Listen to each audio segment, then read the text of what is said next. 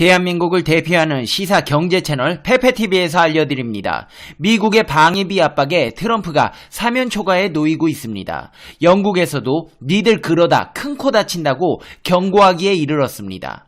아니, 나 트럼프 대통령 진짜 그렇게 안 봤는데 정말 너무하잖아요. 우방국가에게 갑자기 방위비 5배는 너무 과합니다. 적당히 해야지. 영국뿐 아니라 미국 내에서도 한국 방위비 5배 요구는 아무리 봐도 과하다는 의견들이 나와 트럼프의 입지가 흔들리고 있고, 일본 불매운동에 직격탄을 맞은 대마도의 현지 주민들이 돈에 없어서 허덕이고 있는 가운데 일본 정부에서 고심 끝에 추경 예산을 더 편성하기로 했다는 소식과 일본 강제징용 소송당한 기업이 매출까지 하락해 망해가고 있다는 소식까지, 이 모든 사실들을 보다 심층적으로 분석해 시청자 여러분의 시사, 경제, 상식의 격을 높여드리는 팩트 맛집, 팩트 폭격기 페페TV에서 팩트로 제대로 털어드리겠습니다. 한 번도 안 본 사람은 있지만 한 번만 본 사람은 없다는 단 하나의 채널 페페TV 팩트 체크. 트럼프가 대한민국의 도깨비 시장에서 짝퉁시계 파는 듯 방위비를 5배 뻥튀기해서 받겠다고 천명한 가운데 한미 방위비 협상이 난항을 겪고 있습니다. 설상가상으로 미국과 북한의 대화 분위기가 깨지고 재대치 양상까지 보이고 있습니다. 이를 지켜보던 영국에서는 한국의 핵 보유국 지위를 제고할 만한 이유가 있다는 분석이 나왔습니다. 북한 문제에 대한 가디언의 관점, 핵 위기의 심화라는 제목의 사설에서 대한민국은 북한의 위협은 감소할 것이고 미국이 언제나 자신들을 지켜줄 것이라는 믿음에 따라 비핵국가 지위를 유지해왔다면서 현재로선 비핵국가 지위를 재검토할 충분한 이유가 있다고 주장했습니다. 또 그러면서 도널드 트럼프 대통령의 그간 대북 외교와 관련해 화염과 분노, 위협과 갑자기 뜬금없는 우리는 사랑에 빠졌다는 매력 공세 전략은 근본적인 문제 해결에 실패했을 뿐 아니라 나쁜 상황을 더 악화시켰다고 비판했습니다.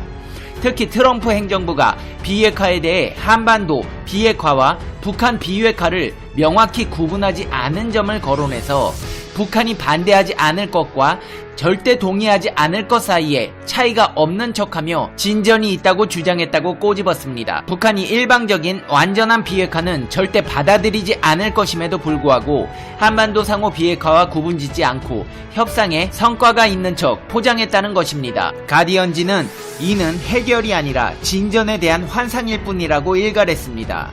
한마디로 트럼프가 잘하는 자기 성과 늘어놓기가 북한과의 관계에 대한 과장으로 이어졌고 실상은 관계 개선이 전혀 이루어지지 못했다는 것입니다. 가디언은 이어 북한의 협상 전략과 관련해 다른 미국 대통령보단 트럼프 대통령을 다루며 특정한 위기감을 조성한다며 트럼프 대통령에게 구애하고 미국의 행동 가능성에는 개의치 않는 것으로 보인다고 분석했습니다.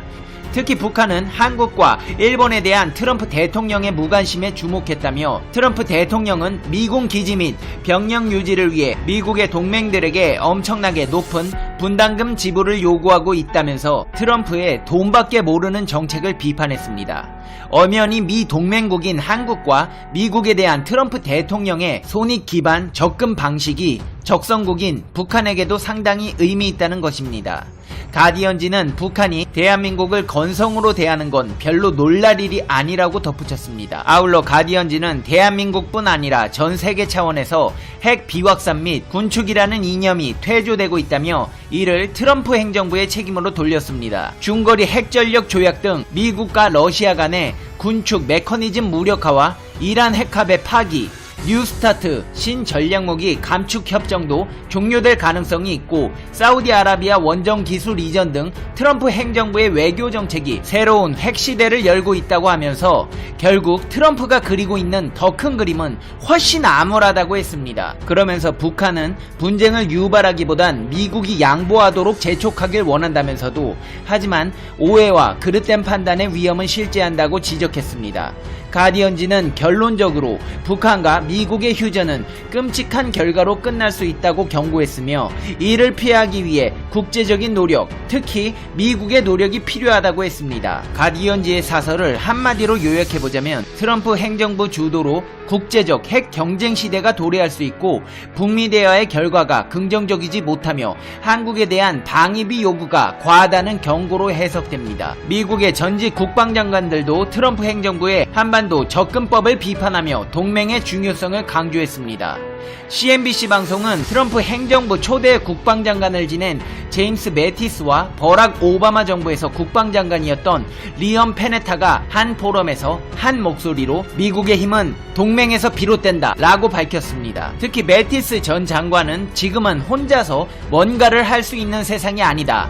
그런데 미국은 동맹 없이 가거나 심지어 동맹에 맞서기까지 한다고 우려를 표했습니다. 매티스는 지난해 말 트럼프 대통령의 시리아 철군 선언에 동맹에 타격이 된다며 사임했습니다. 미국의 국방장관은 동맹에 피해가 되는 정책에 사표까지 던지고 나올 정도로 동맹을 중요시한다는 겁니다. 페네타 전 장관 역시 매티스와 의견을 같이 했습니다. 그는 미국의 힘은 동맹국 및 그들과 함께 일하는 역량에서 비롯된다며 트럼프 대통령은 동맹국 사람들이 제 값을 확실히 지불하도록 하는데 관심을 가지고 있지만 대통령은 동맹이라는 임무의 중요성에 대해서도 관심을 표명해야 한다고 지적했습니다. 페네타 전 장관은 북한은 여전히 과거와 같거나 그 이상의 위협이 된다며 성과 없는 북미 정상회담의 원인으로 동맹을 등한시하는 트럼프 행정부의 태도를 꼽았습니다. 이렇게 트럼프는 국제적으로 비판에 직면해 있습니다. 하지만 트럼프는 외롭지 않습니다. 여기 세계적으로 비판받는 정치인이 한 명 더 있기 때문입니다. 누구냐고요? 아니 아시잖아요. 아베 신조 일본 총리요. 일본 불매운동을 야기시킨 아베 신조 정책에 가장 큰 피해를 본 지역은 대마도입니다. 이런 한국의 일본 여행 거부운동의 여파로 일본 정부가 대마도 지원을 염두에 둔 추경 예산 편성을 추진하는 것으로 알려졌습니다. 대마도 지역 주민들의 절규가 일본 본토 아베에게까지 전해진 것입니다. 일본 정부는 한국인 여행객이 급감한 대마도 지역 경제의 어려움을 극복하도록 여행객 유치 사업비를 2019 회계년도 추경 예산안에 반영한다고 아사히 신문이 보도했습니다. 일본 정부가 추경 예산으로 사실상 대마도 지원에 나선 것은 이 지역 경제가 한국인 여행객에게 크게 의존하고 있었고 여행 불매운동에 따른 충격이 그만큼 큰 것이기 때문입니다. 가게 입구마다 한국인 출입 금지 써놓고 들어오지 말라고 문전박대하더니 아주 쌤통입니다. 아베도 참 웃긴게 여행객 유치사업비 추경 예산 편성하면 한국인들이 다시 갈까요? 쥐가 잘못하고 있는 건 생각도 못하고 돈으로 한국인들 부르겠다네요. 생각이 있는 건지 없는 건지. 대마도가 일본 전체 경제에서 차지하는 규모는 크지 않지만 일본 여행 불매 운동에 충격이 이어지면 현지에서 아베 신조 내각의 외교 정책에 대한 불만이 커지거나 선거 등에 영향을 줄 수 있기 때문에 정부 예산으로 급한 불을 끄겠다는 습자지같이 얇디-얇은 아베의 꼼수가 돋보이는 예산 편성으로 보여지고 있습니다. 일본이 망해가고 있다는 희소식은 여기서 그치지 않습니다. 종합 제철 능력에서 세계 1위를 자부해온 일본 제철이 대대적인 구조조정에 들어갑니다. 모두 아시다시피 일본 제철은 일제 강제징용 노동자 소송 당사자입니다. 일본 산케이 신문은 일본 제철이 내년 4월까지 일본 국내 16개 제철소, 제조 공장을 6개로 대폭 정리한다고 보도했습니다. 주력 제품인 강제 가격의 하락, 원료 가격 상승으로 경영난이 심해졌고 지난 여름 연달은 태풍으로 인해 공장 피해가 상당한 데 따른 것입니다. 공장 정리에 이어 지사, 사무소 통폐합이나 인원 삭감으로 이어질 것으로 전망됩니다.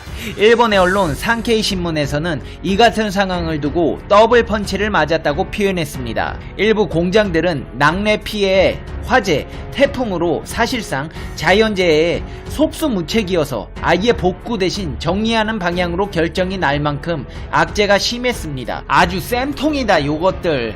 강제징용 배상 안하고 한국에 말도 안되는 수출금지 하더니 불매운동으로 망한 것도 아니고 태풍으로 자멸해버렸네요. 하기비스가 이렇게 우리에게 큰 선물을 안겨줬습니다. 내가 심보 곱게 쓰랬지. 으이그. 앞으로 상황은 더 악화될 예정입니다. 일본 제철은 2019 회계년도 이익을 1,500억엔에서 1,000억엔으로 전년 대비 70.3% 감소 하향 조정했습니다. 사업손익으로는 3년 연속으로 적자가 될 전망입니다. 업계 관계자는 미국 제철의 상징이던 US 스틸에 이어 일본 제철까지 극심한 위기에 몰리고 있다면서 한국 철강 기업들이 일본처럼 망하고 싶지 않다면 반면교사로 삼아야 한다고 했습니다. 이제 페페TV의 결론 듣겠습니다. Conclusion. 페페TV. 아베 신조씨, 일본 제철 강제징용 배상도 사과도 안 하더니 결국 이렇게 자연재해로 자멸해 버리네요. 아니, 그동안 이뤄놓은 것도 사실 대한민국 사람들 억지로 끌어다 일시켜서 만든 것들이잖아요. 사필귀정, 인광보, 권선징악, 사불범정 다 이렇게 정해진 거였어요. 아, 맞다. 제가 저번에 시킨 거 하고 있어요? 방사능 제염 작업이랑 후쿠시마 농수산물 일본 정부에서 사모으기 운동 하라고 했잖아요. 여기에 하나 더 시킬 거 있습니다. 도쿄올림픽 아무리 생각해봐도 안 되겠어요. 그냥 취소해요. 거기 전세계 운동선수들 무슨 바람 운동회 될 일 있어요?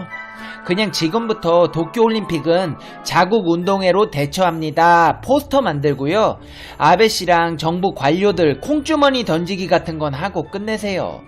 페페TV 시청자 여러분은 어떻게 생각하세요? 페페TV는 여러분의 생각이 궁금합니다. 댓글로 여러분의 생각을 남겨주세요. 여러분, 메리 크리스마스. 이제 이렇게 인사해도 어색하지 않을 만큼 성탄이 가까워졌습니다. 한 해 동안 일본 불매운동이다, 미국 방입이다, 피곤하고 스트레스 받는 소식들이 많이 있었죠. 오늘만큼은 이 모든 일 잊으시고 칼국수 한 그릇 드시면서 한 해 동안 수고한 자기 자신에게 위로와 칭찬의 시간을 가져보세요. 날이 추워서 칼국수가 맛있더라고요. 제가 오늘 칼국수 먹었거든요. 내년에는 원하시는 모든 일들이 기적처럼 이뤄지실 겁니다. 그런 의미에서 이번 크리스마스에는 다른 사람보다 자기 자신을 위해 선물을 준비해보세요. 1년 동안 수고 많았다. 내년에도 힘내서 행복한 한 해를 만들어보자는 의미에서요. 꼭 비싼 게 아니더라도 오롯이 나만을 위한 아이템을 구매하시며 잠시 나 자신을 아껴보는 시간을 가져보세요. 한 해 동안 우리 페페TV 시청자 여러분, 힘든 일도 있으셨을 테고 스트레스 받는 일도 있으셨을 텐데 잘 이겨내셨어요. 페페TV가 칭찬해드리겠습니다. 오늘도 항상 집안에 평안이 가득하시고 행복하시고 즐거운 날들이 되시길 페페TV가 응원하겠습니다. 그럼 다음 영상에서 봬요. 안녕.